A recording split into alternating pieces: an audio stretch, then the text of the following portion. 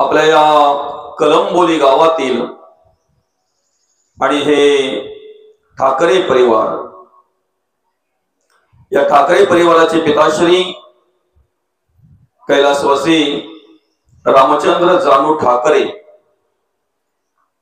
बाबांना 29/5/2025 रोजी देवाज्ञा झाली.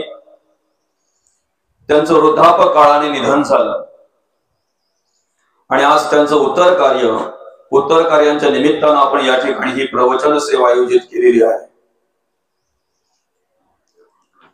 या ठिकाणी कार्य करत असताना बाबांच्या पश्चात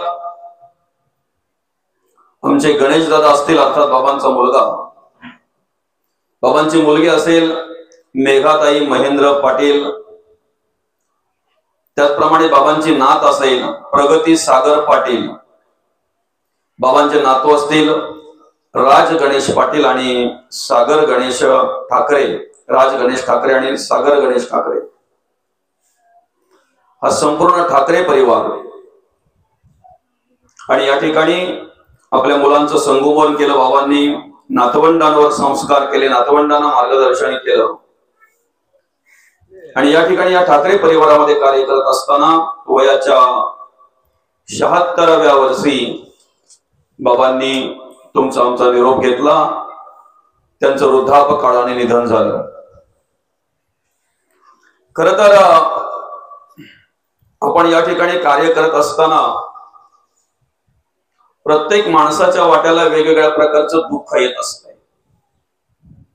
अपेक्षा सुखाची आहे, पण सुख मिळेलच असं नाही. दुःखाची अपेक्षा नाही कोणाला, पण आल्याशिवाय राहत नाही. बाबांचं जीवनचरित्र जर आपण पाहायला गेलं, लग्न झाल्यानंतर संसाराला सुरुवात झाली काय? आमचे गणेश दादा असतील, आमच्या मेघाताई असतील, यांचा जन्म झाला आणि मेघाताई अतिशय लहान असतानाच, अर्थात अतिशय लहान असताना आईने निरोप घेतला. गणेश दादा असतील, मेघाताई असतील, यांचं मातृक्षेत्र हरपलं गेलं लहानपणीच. आई काय असते, आईची माया काय असते, आईचं प्रेम काय असते, आई आधार काय आहे, आई या शब्दाचा अर्थ काय आहे, हे सगळं कळण्याच्या आधीच आईने, अर्थात मातृक्षेत्र हरपलं गेलं, आईने निरोप घेतला. अल्पशा आजाराने त्यांचं निधन झालं त्यावेळी. आणि मग या मुलांचं संगोपन करण्याची जबाबदारी बापावर आली. त्यांना आईची माया देऊन वडिलांची माया देण्याचा अधिकार, अर्थात जबाबदारी त्या वडिलांवर आली. एखाद्या माणसाने एखाद्या आपल्या संसाराशी, आपल्या पत्नीशी किती एकनिष्ठ असावं, आपल्या मुलाबालांचं संगोपन करत असताना त्या ठिकाणी कशा प्रकारे जबाबदारी आपली पार पाडावी. आणि याचं एक उत्तम उदाहरण म्हणजेच आपले रामचंद्र जानू ठाकरे कैलासवासी, अर्थात ज्या बाबांच्या उत्तर कार्यांच्या निमित्तानं आपण या ठिकाणी ही प्रवचन सेवा आयोजित केलेली आहे, ते आपले बाबा रामचंद्र जानू ठाकरे. अगदी एक 4-5 वर्षे काय संसार केला असेल नाही का? दादा लहान होते, गणेश दादा नाही का, मेघाताईचा जन्म झालेला, एक 4-5 वर्षे काय संसार केला असेल. संसाराचं सुख काय असतंय, पत्नीचं सुख काय असतंय, एकमेकांचा आधार काय असतो, हे सगळी अनुभूती घेण्याच्या आधीच आई साहेबांनी निरोप घेतला.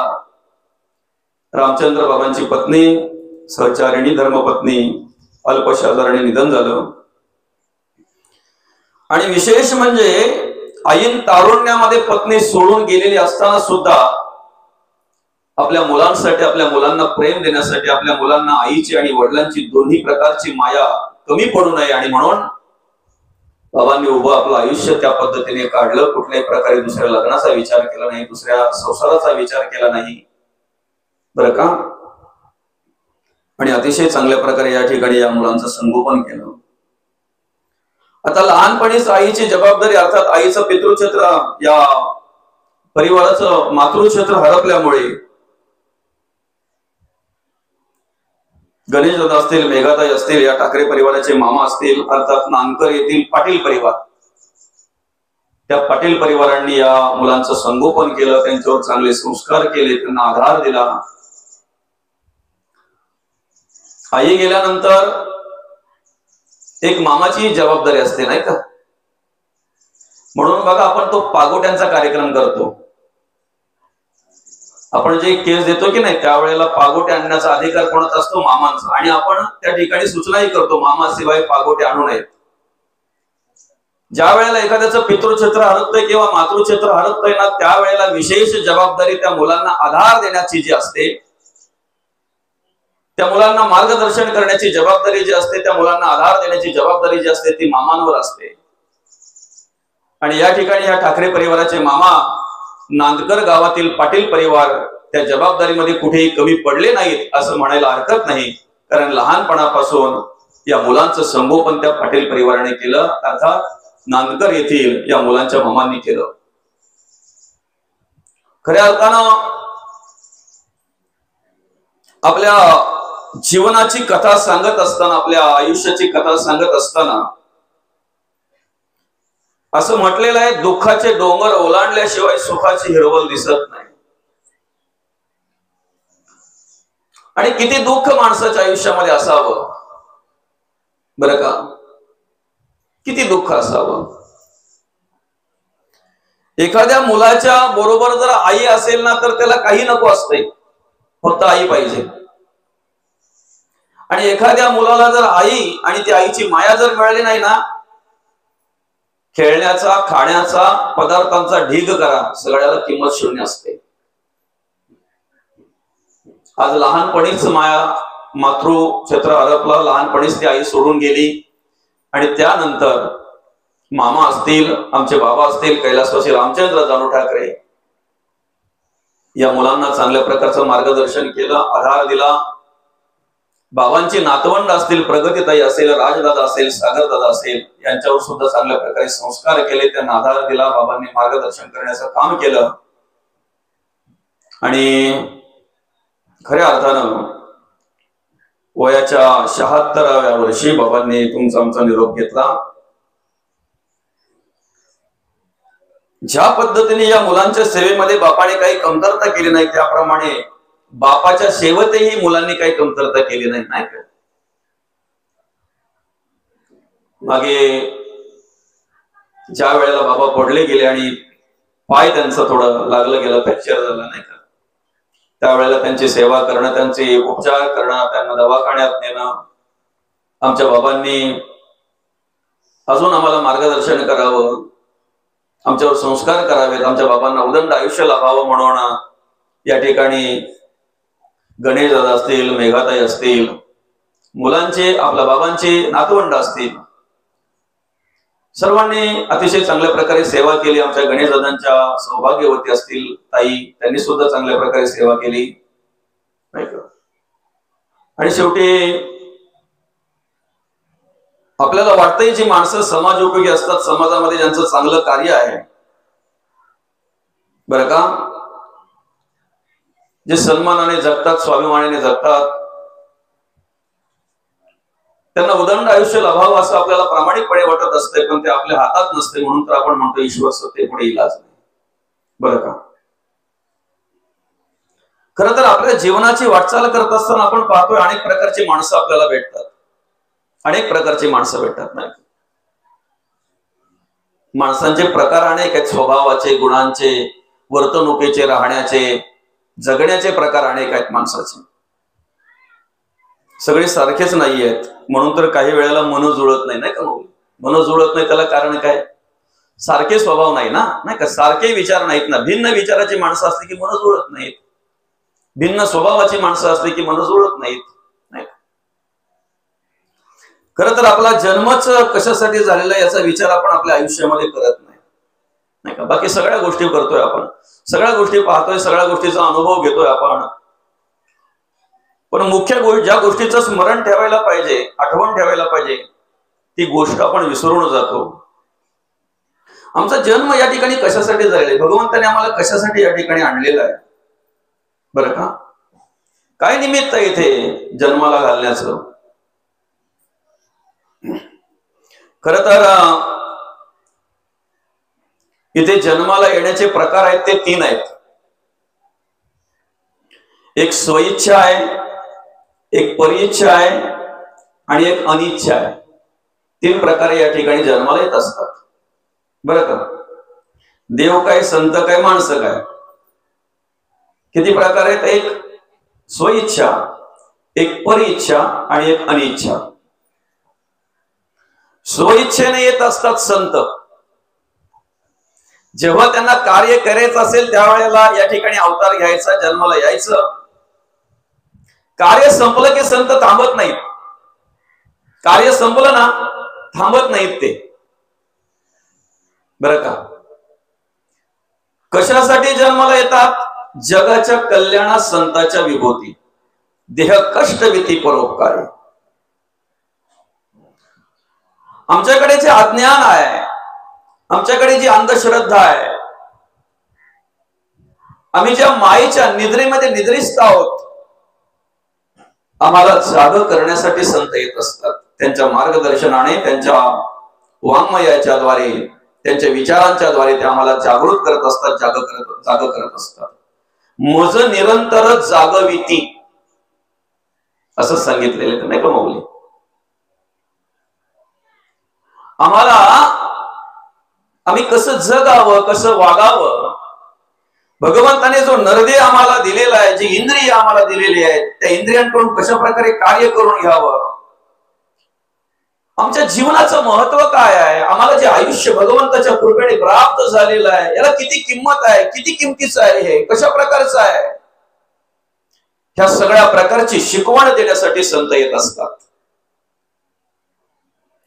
संत कार्य करत असताना निस्वार्थपणे कार्य करत असतात. कुठल्याही प्रकारचा स्वार्थ नाही, कुठल्याही प्रकारचा स्वार्थ नाही बरं का? आम्हाला गाथा दिली जगद्गुरु तुकोबांनी, काय मागितलंय बरं आमच्याकडं? आम्हाला ज्ञानेश्वरी दिली माऊली ज्ञानोबांनी, काय मागितलंय? भागवत दिला नाथ महाराजांनी, काय मागितलंय आमच्याकडे? अनेक प्रकारचे अभंग आहेत, अनेक प्रकारच्या रचना आहेत, अनेक प्रकारच्या ओव्या आहेत. जनाबाई, कान्होपात्रा, बहिणाबाई, मुक्ताबाई, संत सेना महाराज असतील, संत शिरोमणी नामदेव महाराज असतील, संत शिरोमणी गोरोबा काका असतील, सेना महाराज असतील, सौता माळी असतील, रोहिदास स्वामी असतील, संत सेना महाराज असतील, अनेक संत, आदी करून सर्वच संत, सगळ्या संतांचं चरित्र जर आम्ही बघितलं ना, तर त्यांचं कार्य फक्त जगाच्या कल्याणासाठी संत येत असतात. जगाच्या कल्याणासाठी संत कार्य करत असतात. निस्वार्थपणे कार्य करतात, त्यांना संत म्हणतात, त्यांना साधू म्हणतात, त्यांना महापुरुष म्हणतात. निस्वार्थपणे बरं का? जे समाधान त्यांच्याकडे आहे ना, ते समाधान आम्हाला देत असतात. ते जे सुख त्यांच्याकडे आहे ना, ते सुख आम्हाला देत असतात. जी आत्मप्रचिती, जो आत्मसाक्षात्कार त्यांना झाला, ती आत्मप्रचिती, आत्मसाक्षात्कार आम्हाला व्हावा यासाठी संत कार्य करत असतात. आणि म्हणून त्यांचं येणं त्यांच्यावर अवलंबून असतंय. स्वइच्छा, कार्य संपलं की जाणंही त्यांच्यावर अवलंबून. स्वइच्छा, येणंही स्वइच्छा, जाणंही स्वइच्छा. ज्ञानेश्वरीची रचना केली, अमृतानुभव या ग्रंथाची रचना केली, चांगदेव पासष्टी निर्माण केली, हरिपाठाची रचना केली. काही कमी भांडवल आहे काय मौली? एक ज्ञानेश्वरीचा जरी विचार केला तर एवढं सामर्थ्य आहे की असं म्हटलेलं आहे, ग्रंथ श्रेष्ठ ज्ञानदेवी एक तरी ओवी अनुभवावी. एका ओवीचा जरी आम्ही अनुभव घेतला ना, एका ओवीचा जरी आम्ही अभ्यास केला तरी आमच्या जीवनाचा उद्धार झाल्याशिवाय राहणार नाही. एवढं सामर्थ्य आहे. एवढं सगळं काही कार्य केल्यानंतर मग आता संजीवन समाधीस्थ व्हायचं आहे. श्री गुरूंची आज्ञा, विश्वात्मक देवाकडे केलेली प्रार्थना बरं का, हे कार्य किती, फक्त 21-22 वर्षामध्ये एवढं सगळं कार्य करून आणि या संजीवन समाधी घ्यायची आहे. चंद्र सूर्य असेपर्यंत हे कार्य निरंतर चिरंतर चिरकाल राहावं, सुरू राहावं, उत्तर अशाच प्रकारचं ते कार्य समाजामध्ये घडावं. आणि म्हणून संजीवन समाधी माऊलींनी घेतली त्या ठिकाणी. 21-22 वर्षाचं कार्य, ज्या वेळेला आमच्याकडून काहीच घडत नाही. काय घडतंय सांगा. 21-22 वर्षाचा कालावधी जर आपला बघितला तर आपण काय केलं तेवढ्या वेळामध्ये, तेवढ्या वर्षामध्ये काय केलं. शहाणपण यायलाच आम्हाला तेवढी वर्ष जातात, शिकायलाच तेवढी वर्ष जातात ना. ज्ञानही किती, ज्ञानाचा सागर, ज्ञान ईश्वर बरं का. ज्ञानरूपी ईश्वर, ईश्वरी ज्ञान असलेले संत. आमच्याकडे जेव्हा ज्ञान प्राप्त होतंय ना, त्या ज्ञानातून जर आमच्याकडे अहंकार जन्माला येत असेल तर त्याला विष म्हटलेलं आहे बरं का. आम्ही कसं जगावं, कसं वागावं, काय करावं याचं ज्ञान प्रत्येकाला हवं आहे. ज्ञान प्रत्येकाला हवं आहे. पण ज्ञानाने जर तुमच्याकडे अहंकार येत असेल तर त्याला काय म्हटलेलं आहे, विष म्हटलेलं आहे. पण ज्ञानाने जर तुमच्याकडे नम्रता प्राप्त होत असेल तर त्याला अमृत म्हटलेलं आहे. काय म्हटलेलं आहे, अमृत. विद्या विनयने शोभते. तुमच्याकडे असलेलं ज्ञान विद्या नम्रतेने शोभत असते. आणि तेवढी नम्रता संतांकडे. कार्य करताना बघा ना, अनेक प्रकारचा त्रास सहन केला, अनेक प्रकारचे धके चपेटे सोसले, अनेक प्रकारचं दुःख सहन केलं, अनेक प्रकारच्या प्रसंगांना सामोरे गेले. पण धर्म कार्य थांबवलं नाही त्यांनी. धर्म कार्य थांबवलं नाही. जगाच्या कल्याणात संतांच्या विभूती, त्यांचं येणंच त्याच्यासाठी आहे. हेतूच तो आहे, जगाचं कल्याण करण्यासाठी. बाकी लोकांकडे काय पाहायचं आपण, नाही का. आमचा हेतू जो आहे ना, आमचा उद्देश जो आहे ना, तो उद्देश आम्हाला साध्य करायचा आहे. तो हेतू आम्हाला साध्य करायचा आहे. जगाच्या कल्याणात संतांच्या विभूती. जगद्गुरु तुकोबा कार्याला आले. जगद्गुरु तुकोबांनी सुद्धा कार्य केलं. जेव्हा समजलं त्यांना की आता बस झालं, नाही का, आम्ही वैकुंठीचे वासी आलो याची कारणासी, जगाचा निरोप घेतला. आम्ही जातो आमच्या गावा, आमचा राम राम घ्यावा. येणंही त्यांचं स्वइच्छा आहे आणि जाणंही स्वइच्छा आहे बरं का. खर तर भगवंताचं राहिलेलं काम करण्यासाठीच संत येत असतात, नाही का.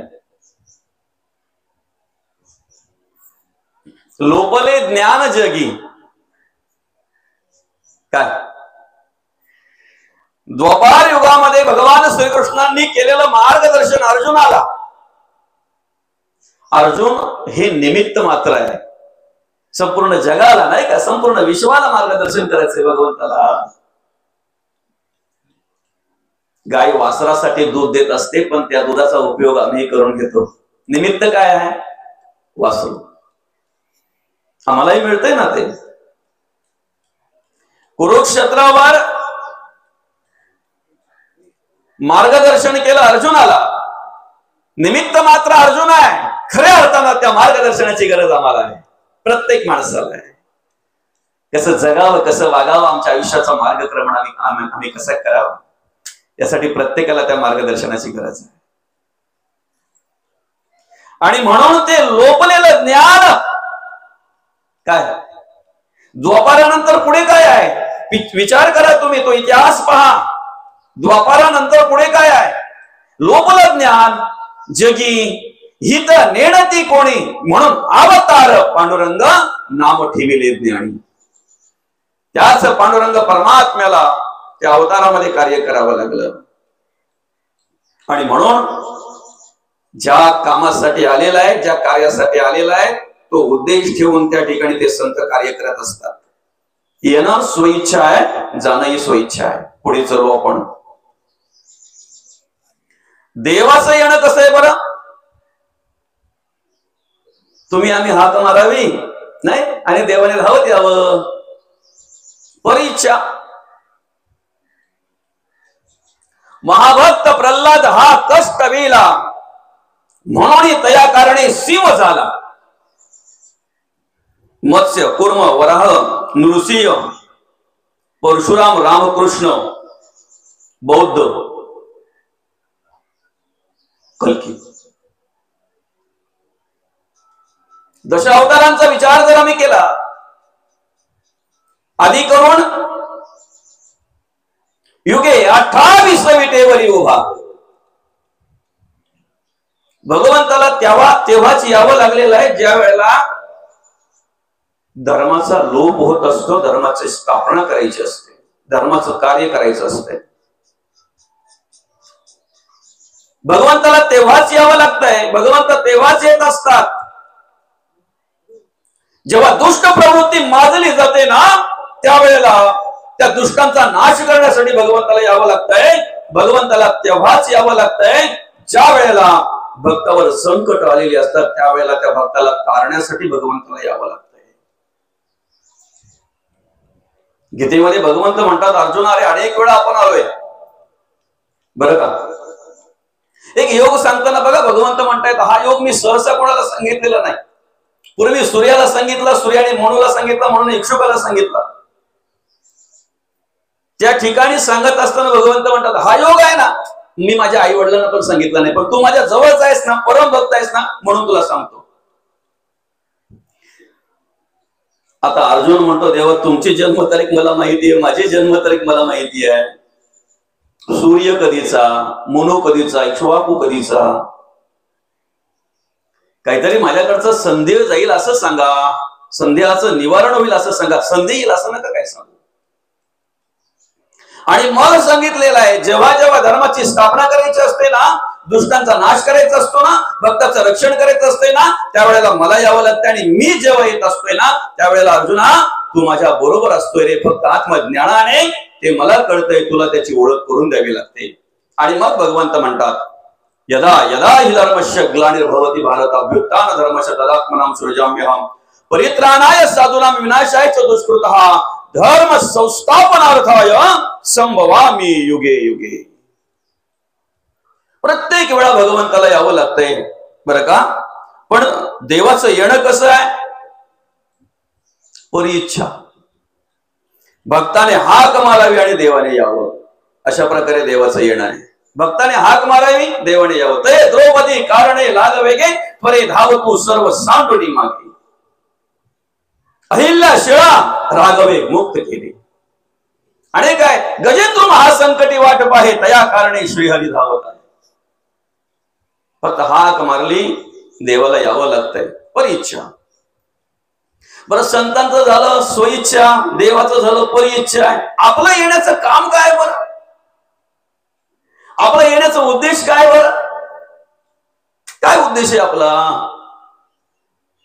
हा मनुष्य देह तुम्हाला जो दिलेला आहे, कारण काय, कधीतरी आपण स्वतःला विचारलंय का.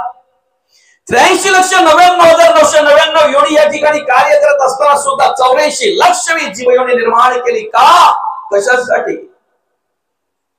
आम्ही सगळ्या सगळ्या प्राण्या पक्ष्यांकडे, सगळ्या झाडा झुडपांकडे जर बघितलं, श्वेता जांडत जालद आणि उद्भिज या चारही खाणीतून निर्माण झालेल्या सगळ्या जीवयोनीकडे जर आम्ही बघितलं, किती आकडा आहे, 83,99,999 योनी. सगळ्यांचा जर विचार केला तर सगळ्यांपेक्षा वेगळा नरदी आहे.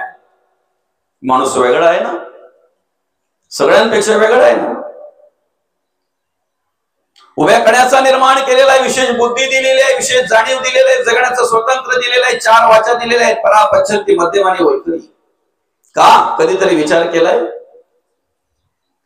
आमचं येणं कसं आहे, कशासाठी आहे, काय निमित्त आहे. हे निमित्ताने आम्ही या ठिकाणी आलेलो आहोत. आम्ही जर विचार केला की टिजवर पोट आहे, तेवढं भरावं म्हणून आम्हाला नरदे मिळालेला आहे, काय प्राण्या पक्ष्यांनाही भूक लागते, तेही त्यांचं पोट भरतात. क्षुधा, तृषा, आलस्य, निद्रा आणि मैथुन या 5च भागांचा जर आम्ही विचार केला, या 5च विषयांचा जर आम्ही विचार केला, तर प्राण्या पक्ष्यांकडे ते आहे ना, प्राण्या पक्ष्यांकडे आहे. त्यांच्यात आणि आमच्या फरक काय माहितीये का, हत्तीचं भलं मोठं पोट भरतंय, माणूस मरतय तरी टिचभर भरत नाही, हे दुर्दैव आहे. नाही मरतय तरी टिचभर भरत नाही ना, ते कोणाचं ना कोणाचं घ्यायला पाहतायच नाही. मध्ये पडलेला बाप बोलतोय त्या माळाचे चिडे जरा व्यवस्थित ठेवा बरं का, बाउंड्री आहेत त्या, सीमा आहे ती, आणि ती कलकट आपली आहे बरं का, अतिक्रमण करतील. आणि हो, त्या पाठीच्या शेजारची जी नाडी आहे ती घेता आली तर बघा तुम्हाला बरी पडेल, जरा एक गट होऊन जाईल आपला सगळा. हातीचं पोट भरतय पण टिचभर असून सुद्धा माणसाचं भरत नाही, हे दुर्दैव आहे, दुर्दैव आहे. सकाळपासून संध्याकाळपर्यंत धावपळ नाही नुसती, उजेडल्या दिवसापासून तर मावळते दिवसापर्यंत. कधीतरी ती आवनी चालू असली ना तर मग माणसाला असं काम करता करता वाटतंय लवकर नाही सूर्यास्त होईल तर बरं आहे. माणसं घेतलेली असतात नाही का मजुरीशी, तेवढं काही काम झालेलं नसतंय, आणि मग ती बोलते पण शेत सोडता सोडता आज सूर्य लवकर मावळला वाटतंय. लवकर नाही ताई, रोजच्या सारखाच मावळला. तुला लवकर वाटतंय का? कामाची हाव नको की माणसाला, नाही करायची कुठे. सकाळपासून संध्याकाळपर्यंत मनुष्य धावतोय, कारण काय बरं. माऊली, परवा मी ज्या वेळेला एका रस्त्यातून जात होतो ना, त्यावेळेला त्या रस्त्यामध्ये वेगवेगळ्या प्रकारची माणसं सकाळी सकाळी अशी धावत होती.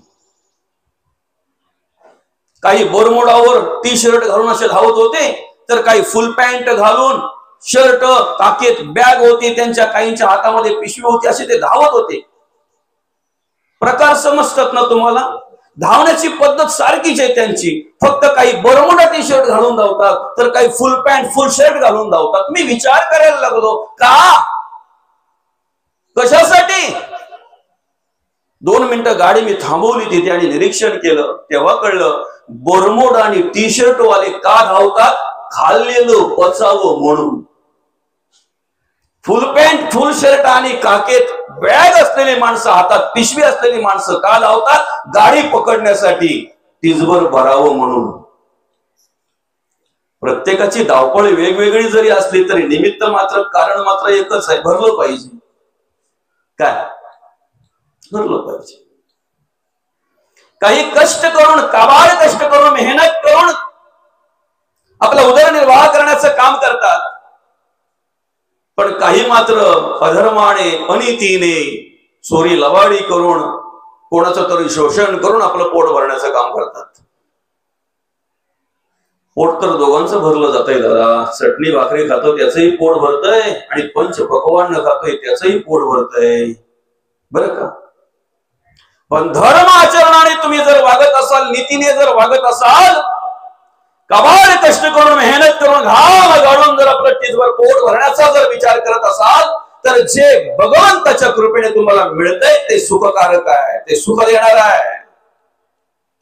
पण नीती सोडून अधर्माने जर वागत असाल, गोर गरिबाचं शोषण करत असाल, चोरी लवाडी करत असाल, अधर्माने वागत असाल, नीतीने अनितीने जर वागत असाल, नीती सोडून जर जगत असाल, वागत असाल, आपल्या फायद्यासाठी दुसऱ्याचं नुकसान होतं याचा जर विचार न करता त्या पद्धतीने जर तुम्ही वागत असाल,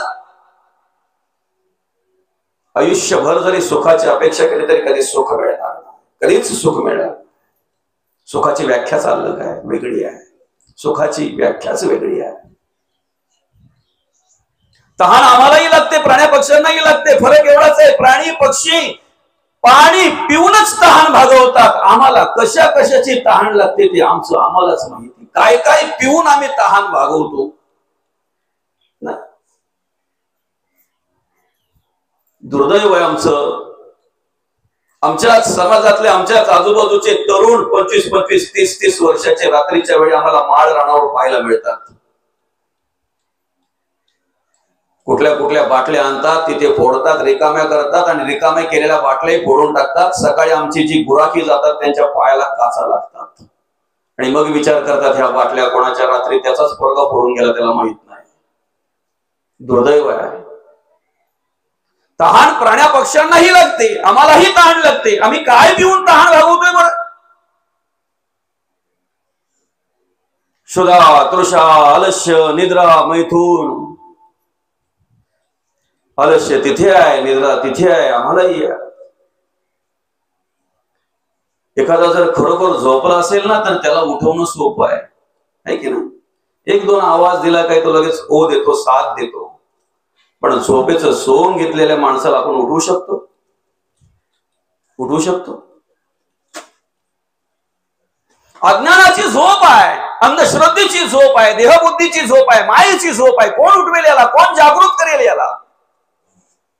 आणि म्हणून संतांना यावं लागतंय.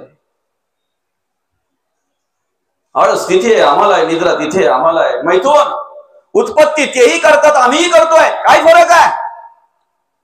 एखादी कुत्री जर आमच्या एखाद्या गल्लीमध्ये व्याळली तर 7-7, 8-8 पिली देते. ती पिलांना जन्म देते. आम्हालाही 2-4 असतात.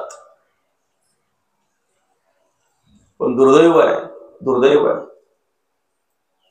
आज पशुपक्षी गुणवंत असं म्हटलेलं आहे, वाचनामध्ये येत आहे. त्याला कारण आहे. कुत्र्याला जर जीव लागला तर मग कुत्र पण माणसाळत आहे. कुत्र्याला जर जीव लागला तर कुत्र माणसाळतय. एवढं माणसाळतंय का मालक जर आला ना दोन्ही तंगड्या गळ्यात घालून ते त्याच्या जवळ जाते. बघा, जवळ जाऊन त्याच्या गळ्यामध्ये दोन्ही तंगड्या घालता येते. असं शेप असं लुडबुडतय बघा ते मालकाच्या अवतीभोवती. माणसाला जीव लावल्यानंतर माणूस माणसाळेलच असं नाही. माणसाळलेला कधी काटाकडे सांगू शकत नाही. बरं, अशी काही माणसं आम्हाला पाहायला मिळतात. आता नांगरणी सुरू होईल. नांगर कमी प्रमाणात राहिलेत नाही का, आता पाहायला पण भेटत नाही. पण दिवसभर नांगर ओढणारे बैल मात्र संध्याकाळच्या वेळेला एकदा काय तू बऱ्याच ना, काय म्हणतात तिकडे नांगराचा, बऱ्या ना, एकदा बऱ्या बाजूला केला की ते बैल बरोबर घरी येतात. मात्र नांगऱ्याला शोधावं लागतंय ना. कुठे गेला उतारा घ्यायला काय माहिती, टाकला असेल ना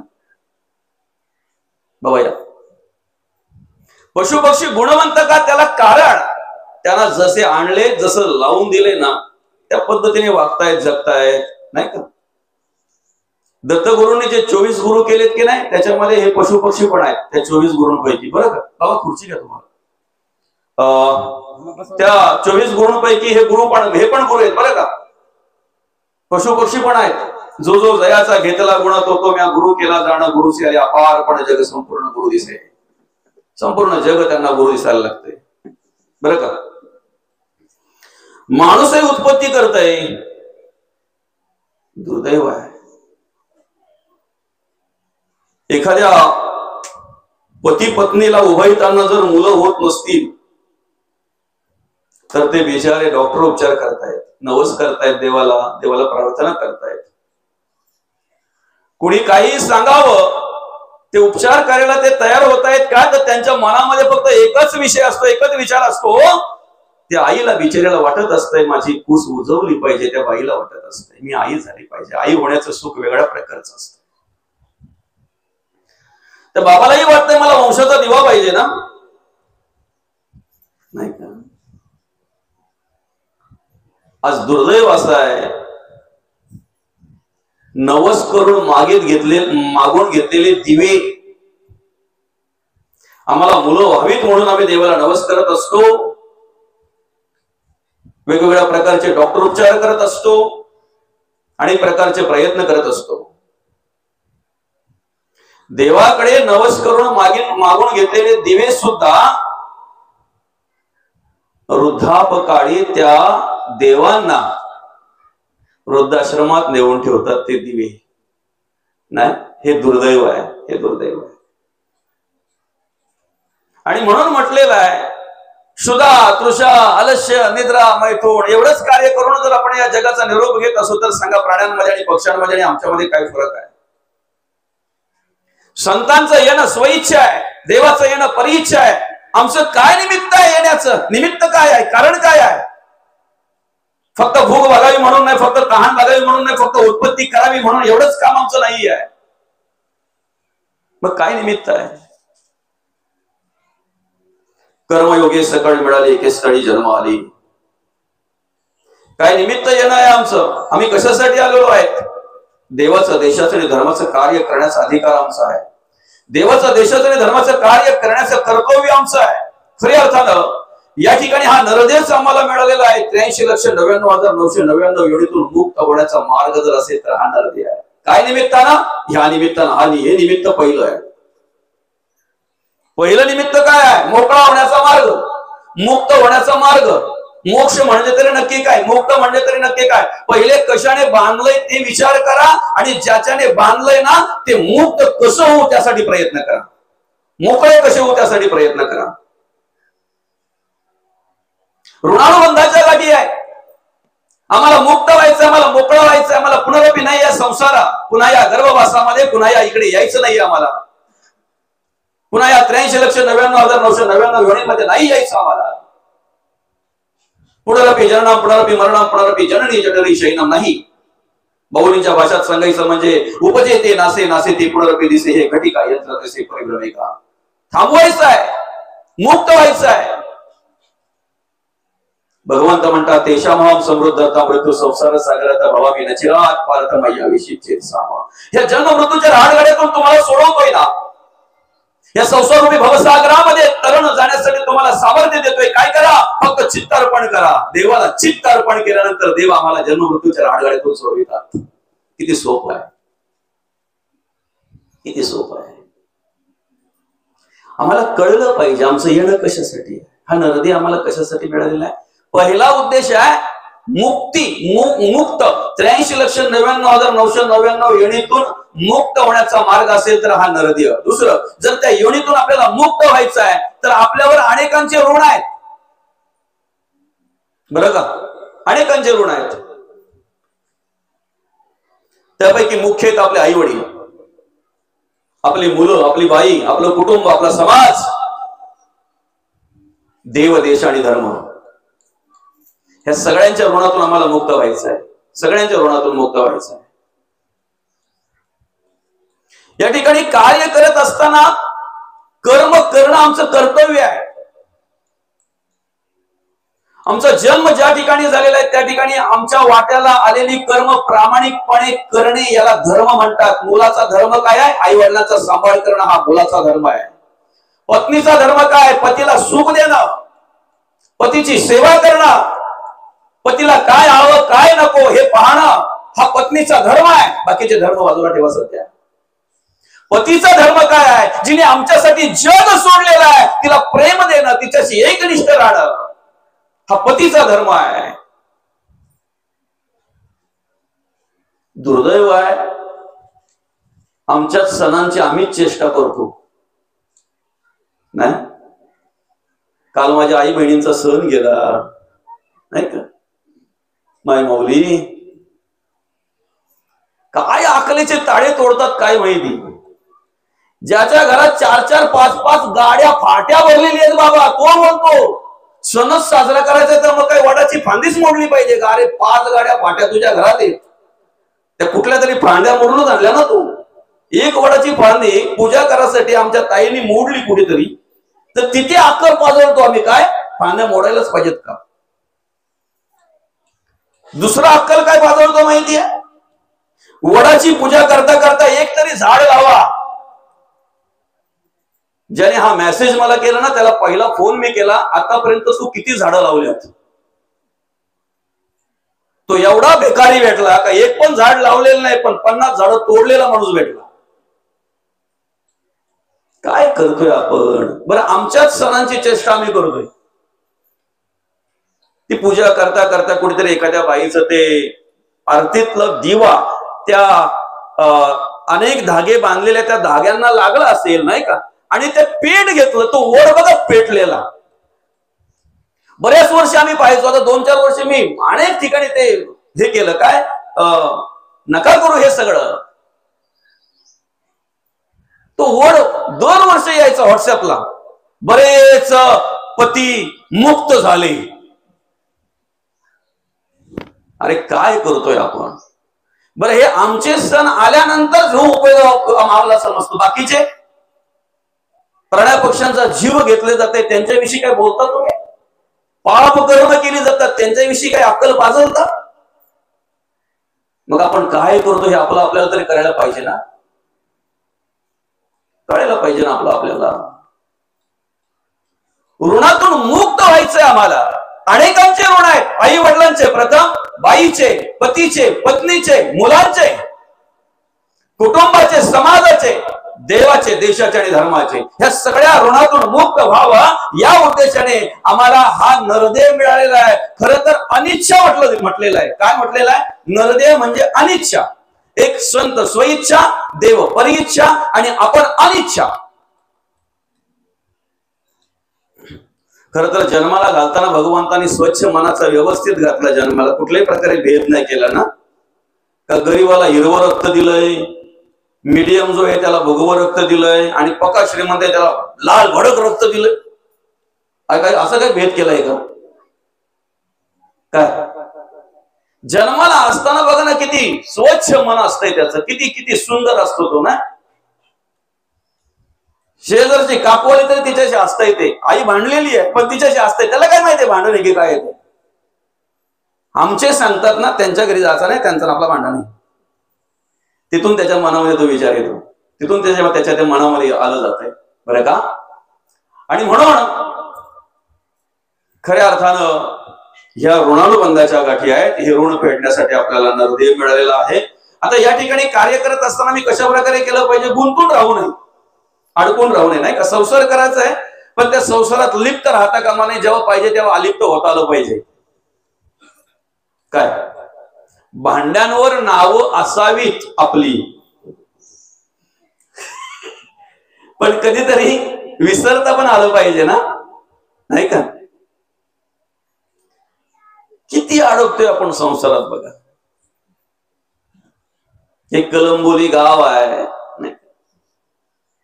किती घरांची वस्ती असेल साधारणतः या गावामध्ये? अंदाजे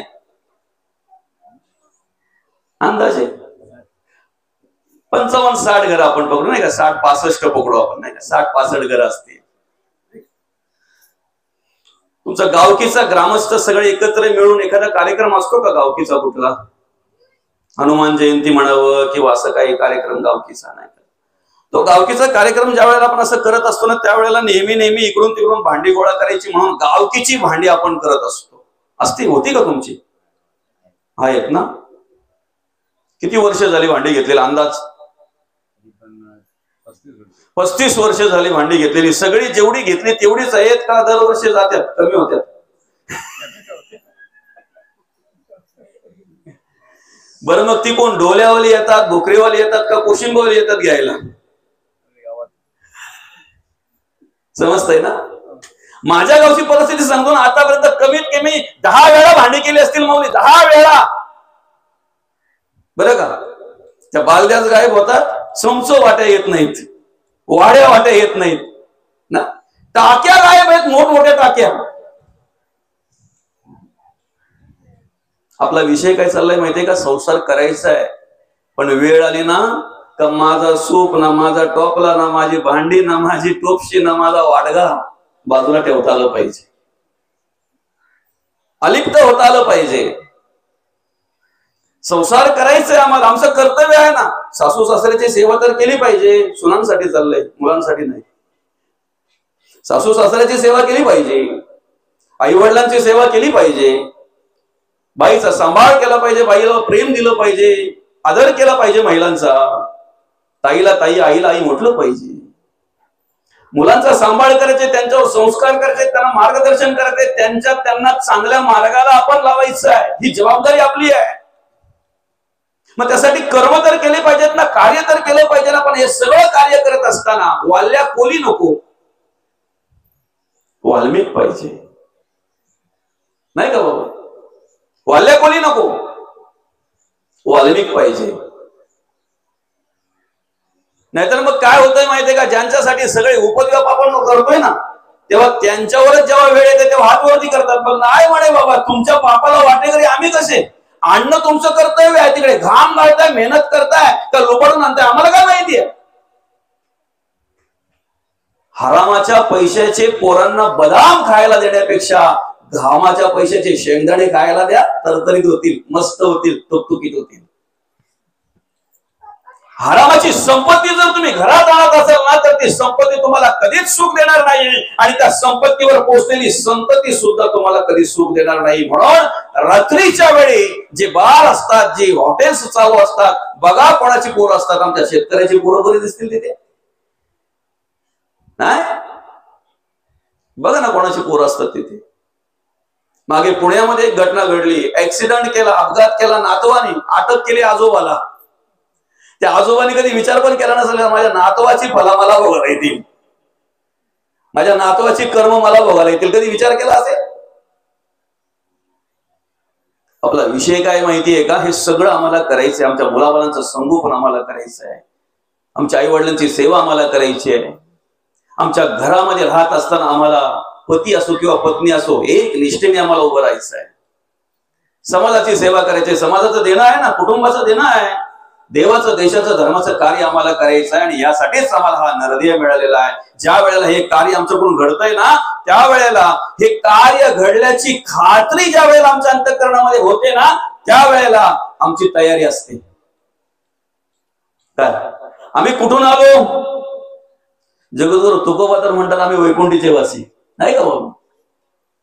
कशासाठी आलो? आलो ह्याची कारणाशी. देवाचं नामस्मरण करणं, धर्माच्या विचाराचा प्रसार करणं, प्रचार करणं. बुडते हे दे जन देखवे ना डोळा, म्हणून येत असे कळवळ, म्हणून कळवळा येत असे. जगाच्या कल्याण संतांच्या विभूती, देह कष्टविती परोपकारी. आलो याची कारणाशी. हे कारण आहे आमचं येण्याचं, जगण्याचं, वागण्याचं कारण आहे. जेवढं चांगलं जगता वागता एवढं तेवढं येईल ना, तेवढं चांगलं जगावं वागावं माणसाने, बरं का? आम्ही कोण आहोत हे महत्वाचं नाही, आमच्या आत काय विचार आहेत हे महत्वाचं आहे. तुम्ही श्रीमंत आहेत का गरीब आहे त्याच्याशी देवाला काय गरज आहे? गरज आहे काही नाही. श्रीमंत आहेत का गरीब आहे त्याच्याशी देवाला गरज नाही. दुसरं पण सांगतो, तुम्ही ज्ञानी आहेत का अज्ञानी आहेत, बरं का?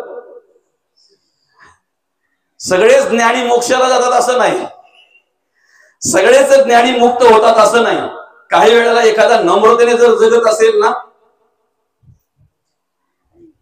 तर त्याचाही उद्धार होतो. फक्त त्याचं जगणं वागणं चांगलं पाहिजे. आम्ही देवाच्या पुढे उभे राहून काय मागतो यापेक्षा देवाला पाठ केल्यानंतर कसं वागतो याला खूप महत्व आहे. आमच्या वागण्यावर, जगण्यावर देवाने काय द्यावं आणि काय नाही द्यावं हे अवलंबून आहे, आमच्या मागण्यावर नाही. समजतंय ना? आमच्या मागण्यावर नाही, वागण्यावर, जगण्यावर अवलंबून आहे आम्हाला देवाने काय द्यावं. आणि म्हणून आमचं जगणं वागणं त्याप्रमाणे पाहिजे. हे सगळं कार्य आम्हाला करायचंय. फक्त ते कार्य करत असताना मी एक विचार करायचा आहे, आज जे मला मिळालेले आहेत, जे प्राप्त झालेले आहेत, ते आज माझे मला वाटतात. याच्या आधी असतील का बरं माझेच ते? याच्या आधी होते का बरं माझे ते? बरं आज माझे मला वाटतात कुठपर्यंत? जोपर्यंत संचित आहे ना, जोपर्यंत हातात पिशवी आहे तोपर्यंत पोरं अर्ध्या रस्त्याला घ्यायला येतात. ज्या दिवशी पिशवी बंद होईल ना, त्या दिवशी बाप आलाय का नाही आला हे पोरांनाही माहिती नसेल. तुमच्या आमच्या अशा अपेक्षा जोपर्यंत पूर्ण होतात तोपर्यंत एकमेकावर प्रेम नाही. एकदा अशा अपेक्षा पूर्ण व्हायच्या बंद झाल्या, मनाविरुद्ध झालं का प्रेम हाटलं जाते, मनाविरुद्ध झालं का तिथे प्रेम संपलं जातं. म्हणून विचार करायचा आहे, हे जे माझे आज मला वाटतात, हे काल तर नव्हतेच माझे, पण आज मला वाटतात, हे वाटणं खरं आहे का खोटं आहे? नाही कुणाचे कोणी तुझे नव्हे रे, कोणी अंतीच असेल एकला रे प्राण्या मासे मासे म्हणून. बंधू कुणाची, बहीण कुणाची, कोण कुणाचे सगळे सोय रे, मेल्या पाठी सर्वच राहील तुटतील धागे दोरे प्राण्या माईचा वजा. दो दिवसाची तुझी जवानी नाही पुढे टिकणार रे, वृद्ध पण येता जवळी वैद्य काय करणार प्राण्या माईचा वजा. नाही कुणाचे कोणी तुझे नव्हे रे, कोणी अंतीच असेल एकला रे प्राण्या मासे मासे म्हणून. म्हणून तर जगद्गुरु तुकोबा म्हणतात ना, नको नको मना गुंतो माया जाळी, काळ आला जवळी कसा. दिवसेंदिवस मनुष्य काळाच्या जवळ चाललेला आहे ना, नाही का? आम्ही वाढदिवस साजरा करतो, पण खऱ्या अर्थाने घड दिवस असतो तो. वाढदिवस का घड दिवस? घड दिवस, घटलेले दिवस असतात ते. तेवढे का वाढतात का आपल्या आयुष्यात? आयुष्य मोजावया बैसला मापारी, तू का रे व्यवहारी संसाराच्या. तो महापारी आमचं आयुष्य मोजतोय ना, आम्हाला माहित नाही आमचं आयुष्य किती आहे ते. सांगू शकते का कोणी किती अजून राहिलंय बाकी. रात्री झोपताना मिटलेले डोळे सकाळी उघडतीलच याची गॅरंटी नाही आम्हाला, याची गॅरंटी नाही.